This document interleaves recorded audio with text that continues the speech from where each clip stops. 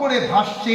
আপনারা ইতিহাসে পড়ে দেখেন, সোশ্যাল মিডিয়ায় দেখেন যে ইসলাম হলো পৃথিবীর মধ্যে একমাত্র ধর্ম, যে ইসলামকে মানবে সে কামিয়াব হয়ে যাবে, সে জান্নাতি হবে। এই কথাগুলো আমরা শুনলাম, সব কিছুকে আমরা বিচক্ষণ করে দেখব। আর ইনশাআল্লাহ আমরা মৌতের আগ পর্যন্ত আমরা এই কথাগুলোকে মেনে চলার চেষ্টা করব।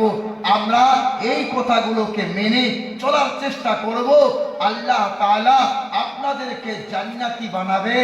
আর যদি না মানি ভাই, তাহলে তো, তাই কবি বলছে একটা কথা, এতক্ষণ যা কিছু বললাম আমার নবীও গিয়ে মানুষকে বলেছেন, কথা বলেছেন, কিন্তু যারা নবীর কথা মেনেছে আজও তাদের নাম পৃথিবীর কোনায় কোনায় উচ্চারণ হয় না ভাই? হয়।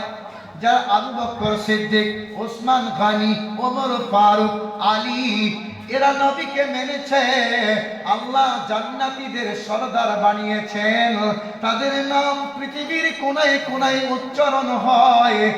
আর যারা জাহান্নামী, যারা নবীজির কথা মানে নাই, তাদের অবস্থা কি দেখেন? আবু জেহেল, আবুল হাকান, সুফিয়ান, এদের অবস্থা কোথায়? তাই বলি নবীর কথা মানবো যারা হব জান্নাতি। সবাই বলা যাবে একটু ভাই।